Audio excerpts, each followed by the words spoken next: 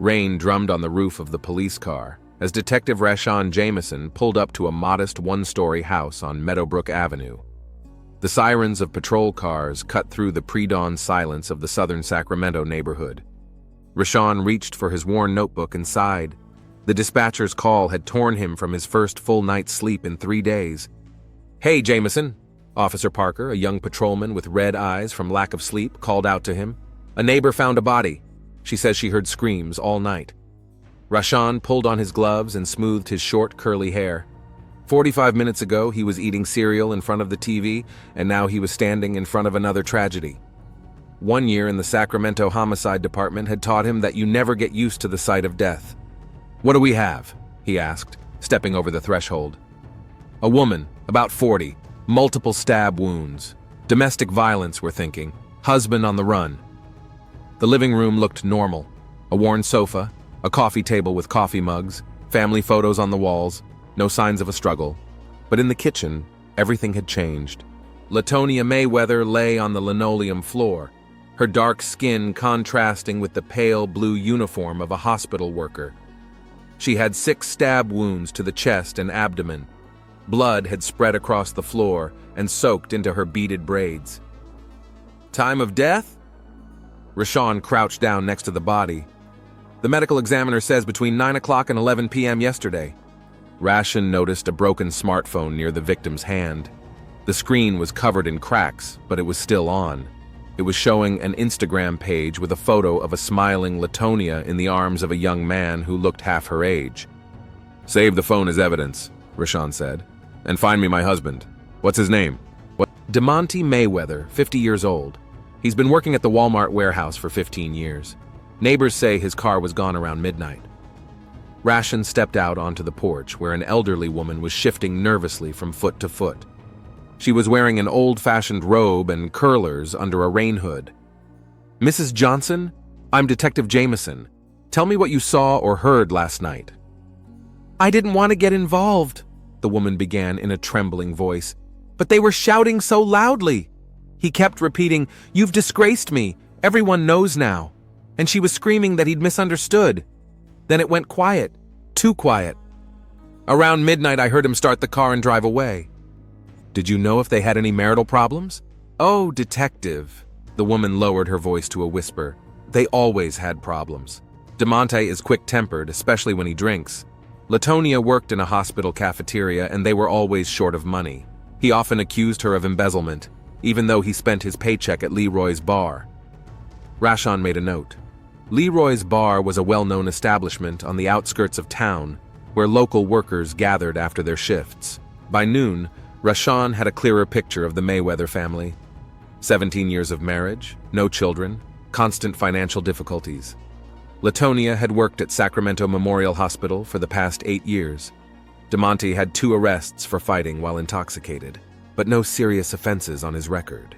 The victim's phone had been sent to the lab, but a technician had already given Rashawn some preliminary information.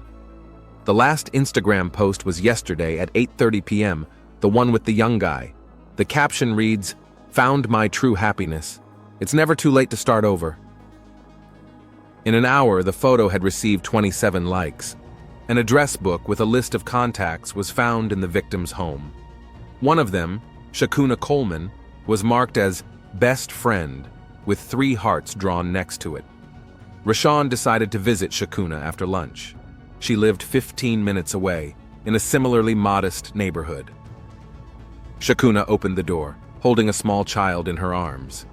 "Miss Coleman, I'm Detective Rashawn Jameson with the Sacramento Police Department." The woman tensed but nodded. "This is about Latonia, isn't it? I heard about it on the news." Her voice faltered. "Can I come in? I have a few questions." Shakuna's living room was cluttered with children's toys, and school photos of 3 children hung on the walls. "We've known each other since school," Shakuna began as they sat down at the kitchen table. "All our lives. I was a bridesmaid at her wedding. How would you describe her marriage to DeMonte?" Shakuna shook her head. "At first everything was fine. DeMonte adored her, called her his queen. But in recent years, everything changed. He became jealous, constantly checking her phone. They were always arguing about money. What about other men?" Shakuna visibly tensed. What do you mean? There was a photo of her with a young man on her Instagram. Do you know him? The woman nervously tugged at the hem of her t-shirt. Jamaricus. He works at the same hospital as Latonia. He cleans the wards or something. He's about 20 years old. Did she tell you about him? About 3 months ago. She said it was the first time in a long time she felt alive. I warned her, Tanya, this won't end well. But she wouldn't listen. She said she was tired of living with a man who only saw her as a cook and a cleaner. Did DeMonte know about their relationship? I don't think so. She was careful. She always deleted messages and cleared her browser history, but lately, it was as if she had grown tired of hiding. She said she wanted to leave DeMonte. Do you think she really was going to do it? A week ago, she asked if she could stay with me until she found an apartment. Shakuna wiped away a tear. I should have insisted she leave him sooner. Rashawn made a few notes in his notebook. Do you have any contact information for this Jamaricus? No, but if he still works at the hospital, you can find him there. After leaving Shakuna, Rashawn received a message from the patrol officers.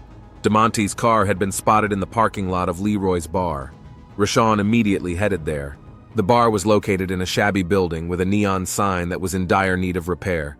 At 4 in the afternoon, there were only 3 customers. 2 were playing pool, and the third, a large man with a graying beard, was sitting at the bar, staring into a glass of whiskey. Rashawn quietly approached the bartender. Is that DeMonte Mayweather? He nodded toward the man. Yeah, whispered the bartender. He's been here since noon. That's his 3rd drink. He's muttering something under his breath. Rashawn signaled to the 2 officers waiting outside and approached the bar. Mr. Mayweather? The man slowly looked up. His eyes were red and swollen, as if he had been crying. I'm Detective Rashawn Jameson with the Sacramento Police Department. I need to ask you a few questions about your wife. She's not my wife, DeMonte croaked. Not anymore. Sir, you're going to have to come with me to the station. DeMonte smiled, finished his whiskey in one gulp, and muttered, I knew you'd come. It's over. He slowly stood up, staggering, and held out his hands for the handcuffs. No resistance. Just a quiet, I just wanted to know why she did it, why she showed everyone how I've been disgraced. As the officers led DeMonte to the patrol car, Rashawn noticed traces of blood on his shoes, material evidence that DeMonte hadn't even tried to hide. It was as if he wanted to be caught. On the way to the station, Rashawn thought about the lives they had lived. Latonia, who had sought happiness with a man half her age. DeMonte, whose world had been shattered by a single photo on social media. And somewhere out there was Jamaricus, perhaps unaware that he had caused the tragedy. The interrogation room at the Sacramento police station hadn't changed in decades. Gray walls, a metal table, 2 uncomfortable plastic chairs, and a Gazelle mirror behind which observers hid. DeMonte Mayweather sat with his head bowed, his broad shoulders slumped, his hands cuffed and resting on the table. The smell of alcohol mingled with the heavy scent of sweat. Rashawn Jameson entered the room carrying 2 cups of coffee. He placed one in front of DeMonte and kept the other for himself. Mr. Mayweather, I'm Detective Jameson. We met at the bar. Have you been read your rights? DeMonte nodded slowly, not looking up. Do you understand that you are here in connection with the murder of your wife, Latonia Mayweather? Yes. His voice was barely audible. Do you want a lawyer present during the interview? No. DeMonte finally looked up. His eyes were red and swollen. I know what I did. Rashawn activated the tape recorder, noted the date, time, and those present. Mr. Mayweather, tell us what happened last night. DeMonte took a deep breath, as if preparing to dive into icy water. I came home after my shift, around 7 in the evening. Latonia was cooking dinner. Everything was normal. He paused. Then my mother called, but my phone was dead. I asked Latonia for her phone so I could call her back. DeMonte rubbed his face with his clenched hands. She said it was charging in the bedroom. I went to get it, and when I picked it up, the screen lit up. The Instagram app was open, and there she was, with him. His voice faltered. They were hugging. He was kissing her neck, and the caption, Found my true happiness. It's never too late to start over. What did you do then? I went crazy. DeMonte shook his head. I don't remember how I got back to the kitchen. All I remember is screaming, asking her how she could do this to me, make me look like a fool in front of everyone. 17 years of marriage, and she posts something like that for everyone to see. Did she say anything? At first, she denied it. She said I misunderstood. Then she admitted it. She said she was tired of our life, that he made her feel young and desirable. DeMonte clenched his fists. She said she was going to leave, take our savings and start a new life with this boy.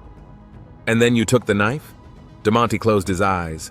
I don't remember picking up the knife. All I remember is her trying to get away, and then there was so much blood. I didn't want this. I swear, I didn't want to kill her. Rashawn made a note in his notebook. What did you do after that? I dropped the knife. I tried to stop the bleeding, but it was too late. I looked at her phone, which was still in my pocket. I threw it against the wall, and then I just got in the car and drove. I ended up in a bar. I wanted to drink myself into oblivion. Did you ever suspect your wife was seeing someone else? No. DeMonte smiled bitterly. Maybe I should have. She started taking better care of herself, bought new clothes, started wearing perfume.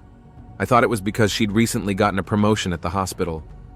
Rashawn looked at DeMonte searchingly. Do you know who the young man in the photo is?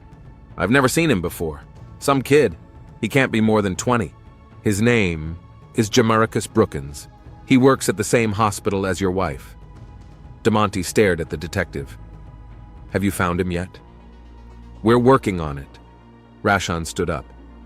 That's enough for today, Mr. Mayweather. The officer will escort you to your cell. Leaving the interrogation room, Rashawn headed for his desk. DeMonte's confession was unequivocal and would be easy to prove in court, but something still bothered him. He opened the file with photos from the crime scene and looked again at Latonia's broken phone.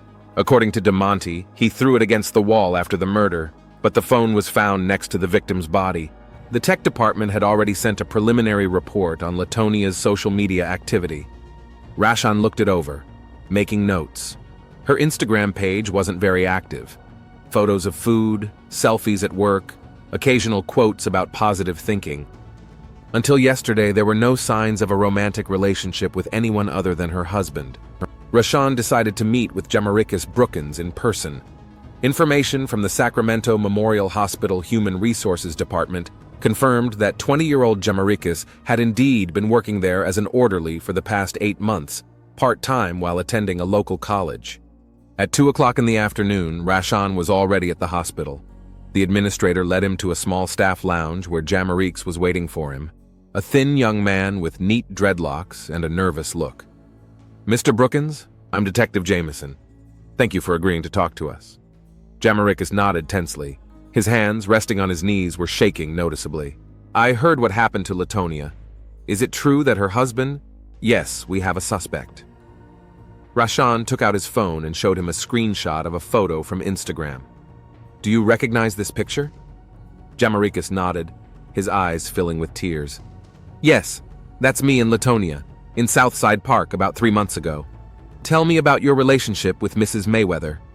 Jamaricus clenched his hands nervously. We met here, at the hospital. I work as an orderly between college classes. At first, we just talked in the cafeteria. She was kind to me. Sometimes she would leave me an extra portion, knowing that I didn't always have money for lunch. And when did your relationship become romantic? About 6 months ago. Jamaricus lowered his gaze. We met during her shift in an empty cafeteria. She was crying. She said her husband had yelled at her again about money. I just hugged her, and then we kissed. And you've been seeing each other regularly since then? Yes, usually after her shift or on my days off, in motels or when her husband was working the night shift. Jamaricus looked up. I know what you're thinking, the age difference and all that, but we really loved each other. Did her husband know about your relationship? No, we were very careful. Latonia was afraid of his reaction. She said he had anger management issues. Rashawn showed him a screenshot of the Instagram post. Then why did you post that photo, knowing your husband could see it? Jamaricus blinked in confusion. What? I didn't... He looked closely at the screenshot. When was this posted? Last night, at 8:30 p.m. But that's impossible! Jamaricus jumped up from his chair. Latonia would never do that. She didn't even keep our photos on her phone. She deleted them right after I sent them to her via a secure messenger. Nevertheless, it was posted from her account. Rashan stared intently at the young man. Where were you last night between 7 and 9? At college. We had an evening sociology seminar from 7 to 10. You can check with Professor Jackson. There were 30 students there. I'll do that. Rashan made a note. When was the last time you saw Mrs. Mayweather? The day before yesterday. Jamaricus sat down again, his voice trembling. We met in the park. She said she was ready to leave her husband, that she had found an apartment and was planning to move next week. We planned to be together openly. Do you have access to her Instagram account? No, I'm not even following her there. We never interacted on social media. Rashan nodded and closed his notebook. Thank you for your honesty, Mr. Brookins. If you remember anything else that might be important to the investigation, please contact me. He handed her his business card. Jamaricus took it with trembling hands. Detective, I loved her. I would never do anything to hurt her. I understand. Rashan stood up. One more question. Do you know Shakuna Coleman? Latonia's friend? Only by reputation. I've never met her. Latonia said Shakana didn't approve of our relationship. She thought I was too young. Back at the station, Rashan went straight to technical specialist Isaac Freeman, who was working on digital evidence. What do you have on the victim's phone? Isaac, a thin man with thick glasses, opened several windows on his monitor. Despite the damage, I was able to recover most of the data, and there are a few interesting things. He opened a detailed report on Latonia's Instagram activity. Look here. The last 6 months show consistent activity, averaging 3 posts per week. But here, he pointed to the graph. See this spike? On the day of the murder, there were 3 posts. One at 2 p.m., a photo of lunch in the hospital cafeteria. The second at 6:20 p.m., a quote from some book about happiness. And the third, that very photo with the guy, at 8:30 p.m. What's unusual about that? 2 things. First, all 3 posts were made from different IP addresses. The lunch photo is from the hospital network. The quote is from the user's home Wi-Fi. And the last photo is from the public network of a Starbucks in the Arden Shopping Center, 5 miles from their home. Rashan frowned. So, someone posted this photo from somewhere other than the user's home? Exactly. And the second oddity is the metadata of the photo itself. Isaac opened the file properties. It was taken 121 days ago. This information is part of the image's XIF data. So a 3-month-old photo suddenly appeared on her account? Rashan rubbed his chin thoughtfully. Could she have posted this photo herself from Starbucks? Technically, yes. But why would she do that when she was at home? According to reports, she was cooking dinner at the time, and her husband was already home from work. Isaac adjusted his glasses. And there's something else. I looked through her messenger history. There are some oddities there as well. He opened the message history in the secure messenger app Signal. Here's a contact saved as quote J.B. quote. Obviously, Jamaricus Brookins. They exchanged messages almost daily for 6 months. Isaac scrolled through the history.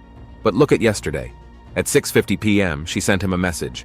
We have to stop this. I can't leave my husband. I'm sorry. What did Jamaricus reply? That's the thing. He didn't reply. And according to my analysis, that message wasn't sent from the victim's phone, but from the web version of the app. And again, from the IP address of that same Starbucks.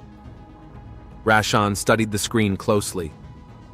Someone wanted it to look like Latonia was breaking up with Jamaricus and then publicly posting a photo with him to provoke her husband? It looks exactly like that. Isaac closed the report. I'll continue the analysis, but so far everything points to someone deliberately creating this situation. Rashan returned to his desk, mulling over the information. If someone deliberately posted a photo of Latonia with Jamaricus, knowing that her husband would see it, then this was no longer just a murder motivated by jealousy. It was manipulation that led to tragedy. He opened the case file and pulled out printouts of the victim's phone calls. The last calls were messages exchanged with Shakana Coleman. 6 calls the day before the murder, the last one at 10:45 p.m., lasting almost an hour. Rashawn picked up the phone and dialed the technical department. "Isaac, I need some more information. Check the search and location history on the victim's phone for any mention of Starbucks in the Arden Shopping Center in the last 48 hours. A few minutes later, Isaac called back. "I found it. Yesterday at 4:12 p.m., there was a search on Google Maps for this specific address, and also a text message from a contact named Shakuna at 4:30 p.m. Meet me at 5 at our usual place. We need to talk seriously."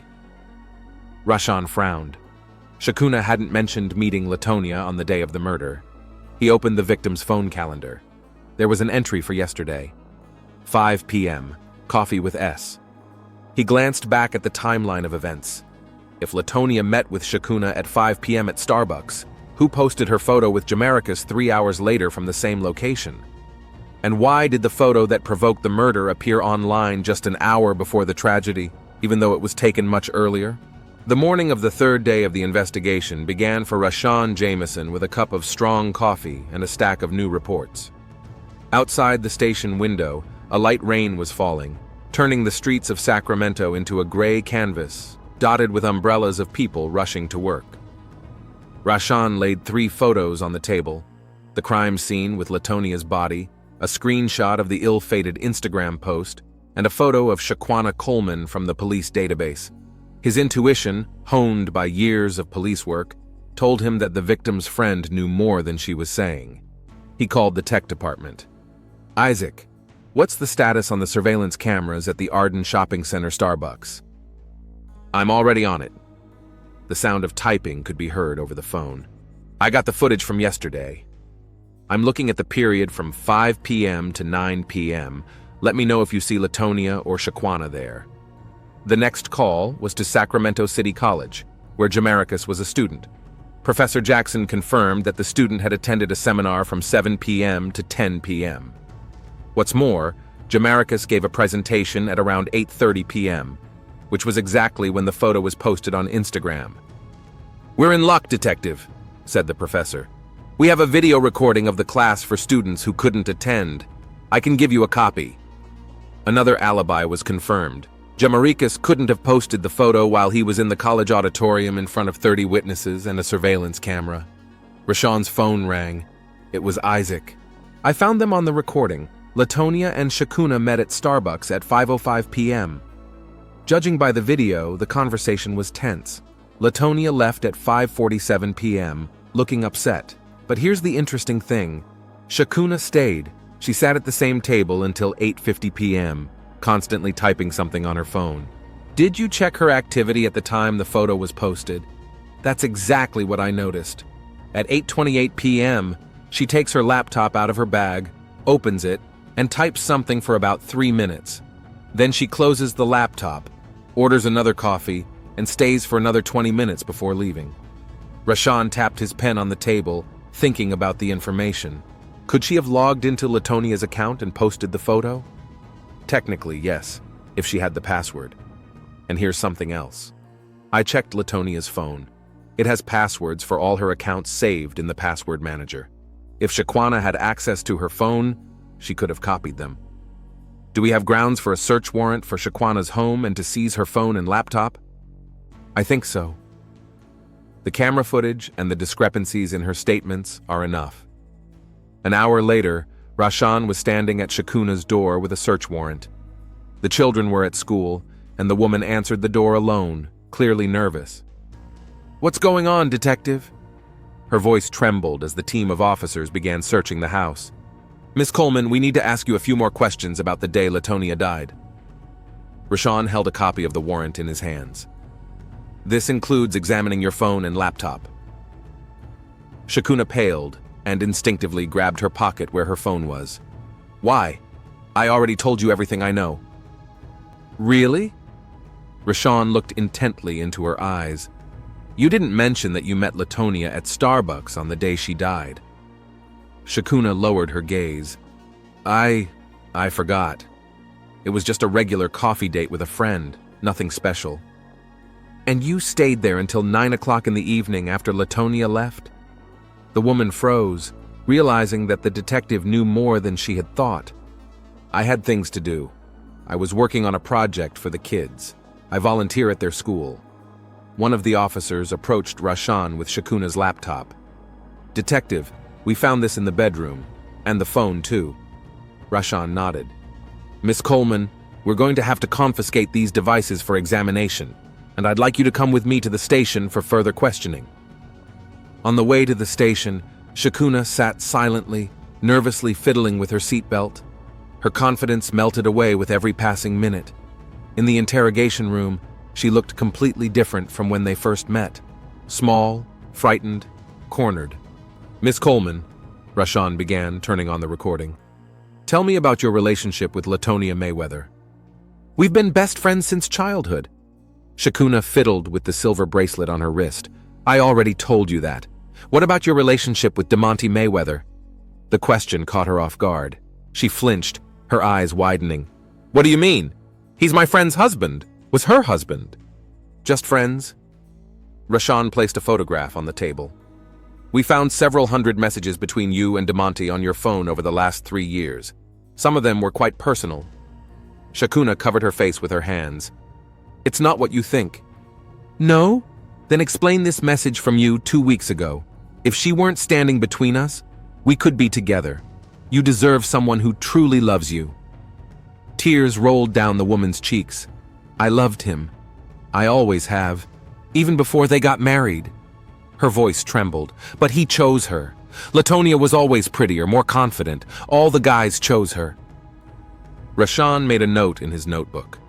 "And you posted a photo of Latonia with Jamaricus on her Instagram so DeMonte would find out about the affair?" Shakuna was silent for almost a minute, then said in a barely audible voice, "Yes." "Tell me how it happened." Shakuna took a deep breath. "I found out about her affair with this boy by accident. I saw them together in the park when I was picking up the kids from soccer practice. They were kissing on a bench, thinking no one could see them." She smiled bitterly.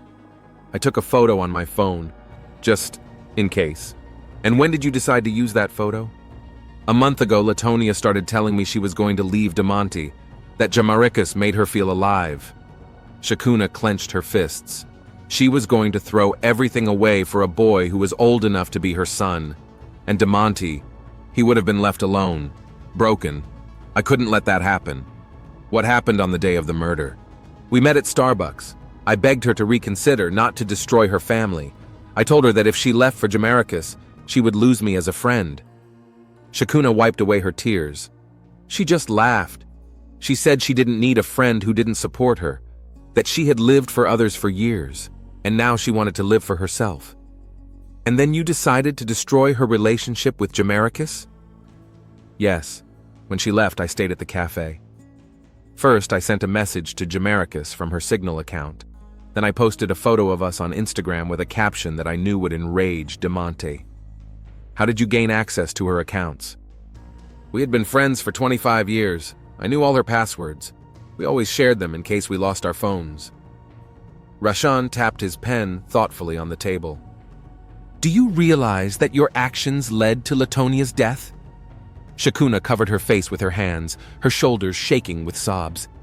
"I didn't want her to die. I just wanted DeMonte to know the truth, to see what she had become." She raised her tear-stained face. "I thought he would be angry, maybe kick her out of the house, and then I would be there to support him, to show him that I always loved him, truly. But you knew about his temper, about his anger issues. He was never truly violent, just emotional." Shakuna shook her head. "I never thought that he would." Her words were lost in sobs. Rashan gave her a glass of water and a few minutes to compose herself. "Miss Coleman, you are under arrest for complicity in manslaughter. You have the right to remain silent." As the officer read Shakuna her rights, Rashan watched her. A woman who, out of jealousy and envy, had destroyed the life of her best friend and effectively sent the man she loved to prison. A tragedy born of decades of unspoken feelings and disappointments. After Shakwan was arrested, Rashan decided to talk to DeMonte again. He was sitting in a holding cell, waiting to be transferred to the county jail. His eyes were empty, as if life had left him with Latonia's last breath. Mr. Mayweather, Rashawn sat down across from him. During the investigation, new circumstances have come to light that I must tell you about. DeMonte slowly raised his gaze. Does it matter now? Latonia is dead. I killed her with my own hands. Yes, that's true. And nothing will change your responsibility for her death. Rashawn placed the case file on the table. But you must know, the photo you saw on your wife's phone was not posted by her. DeMonte frowned, confused. What are you talking about? It was posted by Shakuna Coleman from a laptop in a cafe using Latonia's password. She also sent a message to Jamaricus on behalf of your wife, pretending to break up with him.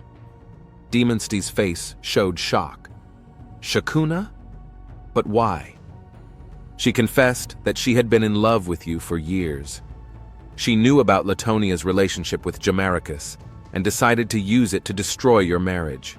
She thought you would send your wife away and she would be there to comfort you. DeMonte closed his eyes, his shoulders slumping even further. God, I had no idea. Shakana and I just exchanged messages sometimes. She asked how I was doing, listened to my complaints about life. He shook his head. I'm such a fool. She's been arrested as an accomplice, but that doesn't change your situation. You still committed murder. I understand. DeMonte looked at the detective again. That doesn't excuse what I did. But you know, even if the photo was real, even if Latonia really did post it, that didn't give me the right to kill her. Rashawn nodded. Latonia and Jamaricus did have a relationship. He confirmed it. I had a feeling something was wrong. She had changed in the last few months.